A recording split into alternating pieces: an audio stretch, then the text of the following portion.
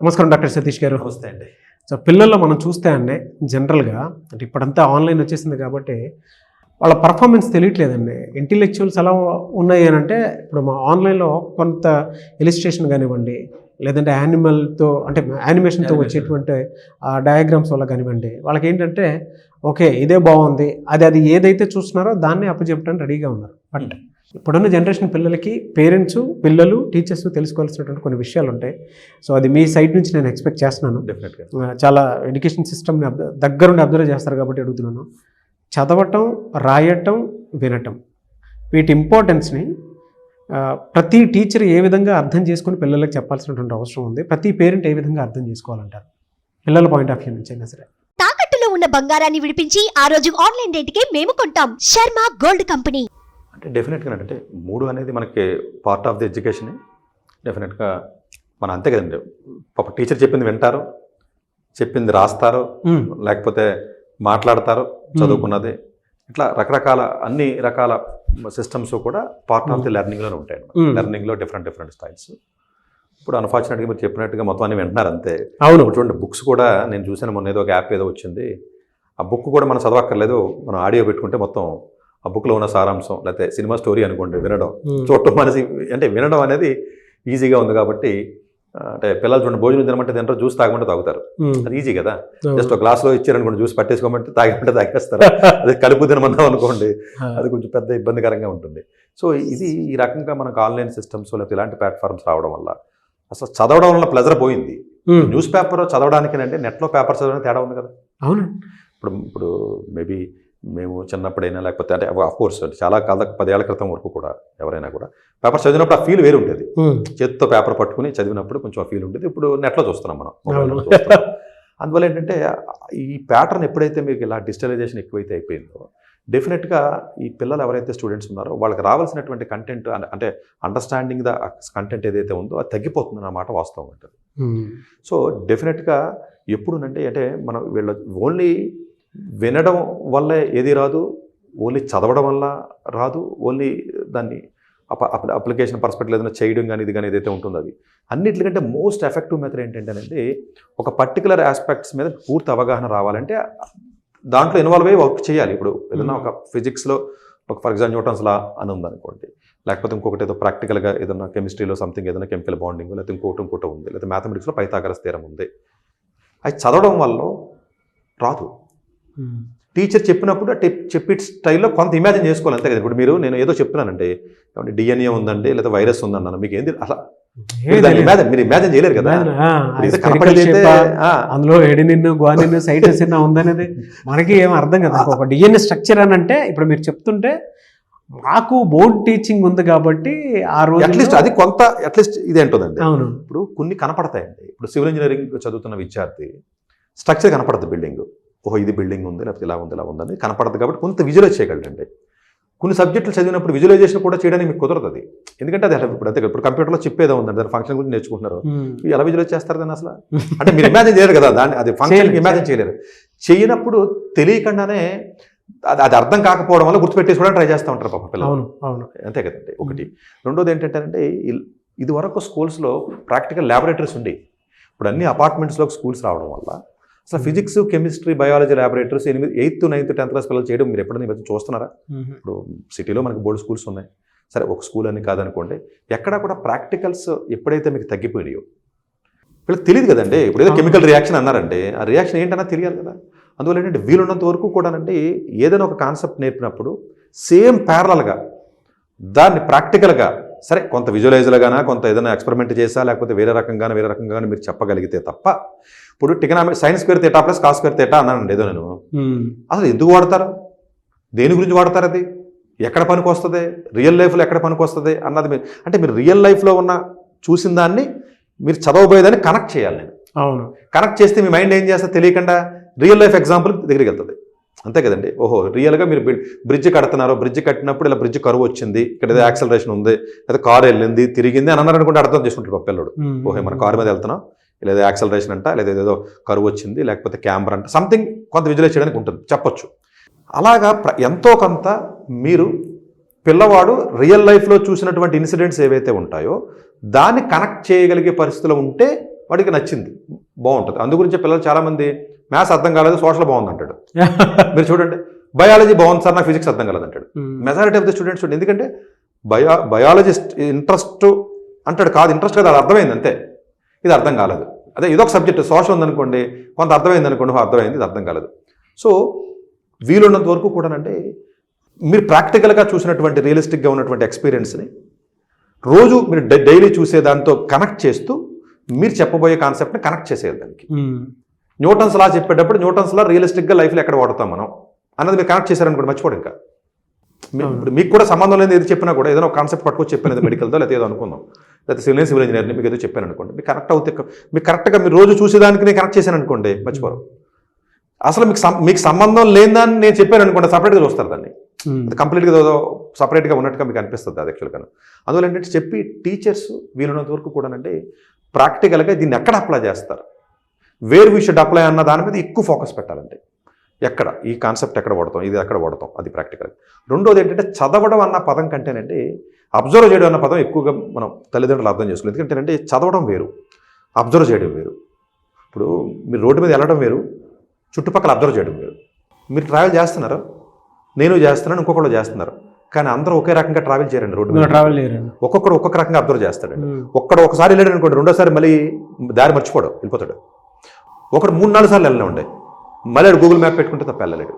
But ఆడు travel చేశాడు, వీడు ట్రావెల్ చేశాడు, వాడు డ్రైవింగ్ చేశాడు, వీడు డ్రైవింగ్ చేశాడు. సో ఇక్కడ డ్రైవింగ్ చేయడం కాదు ఇంపార్టెంట్, డ్రైవింగ్ చేస్తూ మైండ్ని ఫోకస్గా అబ్జర్వేషన్ చేశాడు. ఓహో ఇక్కడ ఈ బోర్డు వచ్చింది, ఇక్కడ లెఫ్ట్ వచ్చింది, సంథింగ్ లైక్ తెలియక అదే స్పీడ్. మళ్ళీ మీరు 60 కిలోమీటర్స్, నేను 60 కిలోమీటర్స్ స్పీడ్ వెళ్ళాను, కానీ మీరు డ్రైవ్ చేసేటప్పుడు వేరే ఏదో ఆలోచించుకుంటున్నారో దీన్ని పట్టించుకోలే. నేను డ్రైవ్ చేసేటప్పుడు నా మైండ్ని అబ్జర్వేషన్ పెట్టాను, అంతే తేడా. అంటే చదివేటప్పుడు అబ్జర్వేషన్ ఎప్పుడైతే ఎక్కువ ఉందో, ఆ అబ్జర్వేషన్ ఎప్పుడైతే మీకు కలిసిందో, అంటే అబ్జర్వేషన్ అంటే లాజికల్గా చెప్పాలంటే వై నాట్ అండి.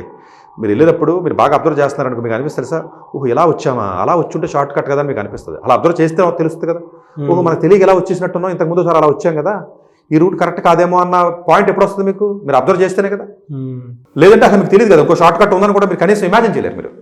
అంటే చదివి విద్యార్థి ఎప్పుడైతే ఒక లెసన్ చదువుతున్నాడో వీలున్నంత వరకు కూడా చదువుతో పాటుగా, అంటే యాక్టివ్ లెర్నింగ్, ప్యాసివ్ లెర్నింగ్ అంటారంటే, అంటే ప్యాసివ్గా ఉండకూడదండి, యాక్టివ్గా ఉండాలి. సో డ్రైవింగ్ చేసినప్పుడు యాక్టివ్గా ఉండాలి. ప్యాసివ్ డ్రైవింగ్ కూడా చేస్తారు చాలామంది, చక్కగా వెంట చేస్తూ ఉంటారు, వాడు డ్రైవింగ్ చేస్తాడు, ఏం యాక్సిడెంట్ ఏం చేయడు, బట్ ఇన్వాల్వ్ అయ్యి చేయడం వేరు కదా. అవును, ఇన్వాల్వ్ అయ్యి చేయడం వేరు కదండి. అందువల్ల ఏంటంటే ఈ చదివి విద్యార్థులు ఎవరైతే ఉంటారో వీళ్ళంత వరకు అబ్జర్వేషన్ ఎక్కువ చేయడం వల్ల క్వశ్చన్ క్రియేట్ అవుతుంది మైండ్లో. మీరు చెప్తుంటే నాకు ప్రాక్టికల్ ఎక్స్పీరియన్స్ నాదే గుర్తొస్తుంది సార్. ట్రావెలింగ్ అందరూ చేస్తామండి, బట్ ట్రావెలింగ్ చేసేటప్పుడు కొంతమంది మీరు ఇందాక చెప్పిన దాని ప్రకారం అయితే నేను మొబైల్ చూసుకుంటూ ట్రావెలింగ్లోనే ఉంటాను. సో నాతో పాటు ఇంకొకరు కూడా ట్రావెలింగ్లో ఉంటారు. సో నా పక్కన ఉన్న వాళ్ళు అబ్జర్వ్ చేసి ఏ రూట్ ఎటైపు ఏంటి అనేది వాళ్ళు చూసుకుంటూ అబ్జర్వ్ చేసి ఇచ్చేస్తారు. అతని బ్రెయిన్కి నా బ్రెయిన్కి ఉన్న డిఫరెన్స్ ఏంటంటే నేను సెల్ ఫోన్లోనే మునిగిపోయి ఉంటాను, నాది అబ్జర్వేషన్ ఉండదు, అతని అబ్జర్వేషన్ ఉంటుంది. డ్రైవింగ్ చేసేటువంటి వాళ్ళకి అబ్జర్వేషన్ ఉంటుంది. కార్లో ఫ్రీగా కూర్చొని సెల్ ఫోన్ పిసుక్కునే వాడికి కార్లోనో ఒకటే. చూడండి, అబ్జర్వేషన్లో మాత్రం చాలా విషయాలు తెలుస్తాయి. సో మీరు చదవడం ఒకటే కాదండి, వీళ్ళందరూ చదువుతారు, ఇట్స్ కాల్డ్ ప్యాసివ్ లెర్నింగ్. అంటే చదవడంలోనే కొంచెం యాక్టివ్గా ఇన్వాల్వ్ అయ్యి అబ్జర్వేషన్ ఎప్పుడైతే చేయడం మొదలెట్టాడు విద్యార్థి క్వశ్చన్ డౌట్ వై నాట్ ఇది ఎప్పుడైతే ఈ క్వశ్చనింగ్ వచ్చేసిందో వాడికి ఆ వైకి ఆన్సర్ మళ్ళీ నెత్తుతుంది, వై నాట్ కూడా నెత్తుకుంది, ఆటోమేటిక్గా మీకు క్లారిటీ పెరుగుతుంది. ఆ వై నాట్ అన్నది అప్పుడు ఇండైరెక్ట్ గా మళ్ళీ ప్రాక్టికల్గా ఇది ఎక్కడ వాడతాం అన్నది వస్తుంది. అందువల్ల ఏంటంటే రాయడం కూడా చూసి రాస్తే ఉపయోగం ఉందండి. దాన్ని అండర్స్టాండ్ చేసుకుని చూడకుండా రాయాలి. నోట్స్ రాసిన మనం ఏం చేస్తా, కాపీ కొడతాం. స్కూల్లో మీరు అబ్జర్వ్ చేస్తే అసలు ఇది టెక్స్ట్ బుక్, ఈ క్వశ్చన్స్, ఇంటికాడ వెళ్ళి క్వశ్చన్ ఆన్సర్స్ రాయమంటారు. మీరు చూడండి, ఇక్కడ స్కూల్స్ పిల్లలు ఉంటారు కదా, 8th 9th పిల్లలు, హోంవర్క్ ఇచ్చారు సార్ అంటారు. ఇంటికి వచ్చి రాగానే మమ్మీ నాకు హోంవర్క్ ఇచ్చారంటే పిల్లలు ఆ హోంవర్క్ అంటే ఏముండదండి, ఆ టెక్స్ట్ బుక్లో ఉన్న ఏవైతే ఉంటాయో మనం చూసి రాయడం. అంటే కాదండి, దాన్ని అండర్స్టాండ్ చేసుకుని డైజెషన్ చేసుకుని టెక్స్ట్ బుక్ లేకుండా అతను ఓన్గా రాయాలి. తప్పు రాయనే ఉంటుంది, తప్పేం లేదు, కరెక్ట్గా రాయాలని. యాజ్ ఇట్ ఈజ్గా రాయడానికి యాజ్ ఇట్ ఈజ్గా రాసిదే స్కిల్ అయితే కంప్యూటర్ చేస్తుంది, మనుషులు ఎందుకు అసలు. అవును, నిజంగా చదివి యాజ్ ఇట్ ఈజ్గా పుస్తకం ఉన్నది రాయాలి, గుర్తుపెట్టుకోవాలంటే కంప్యూటర్ బాగా గుర్తుపెట్టుకుంటుంది కదా, అసలు మనుషులతో పనే ఉంది అసలు. ఇట్స్ బెటర్ కదండి. అవునవును. అందు గురించి ఏంటంటే నువ్వు అర్థం చేసుకుని డైజెషన్ చేసుకుని ఎప్పుడైతే నువ్వు బుక్ మూసి రాసావో బ్రెయిన్ 100% వెళ్తుంది ఫోకస్గా. విజువల్ కూడా పెరుగుతుంది. మీరు భయంతో రాస్తారు, ఫోకస్ రాస్తారు. అవును, పుస్తకం చూసి రాసినప్పుడు ఎలా రాస్తారు తెలుసా? మీరు పక్కన పాటలు కూడా పెట్టుకుని రాయొచ్చు, సినిమా చూద్దా కూడా రాయొచ్చు, ఏముంది అంతే కదండి, 2-3 పనులు.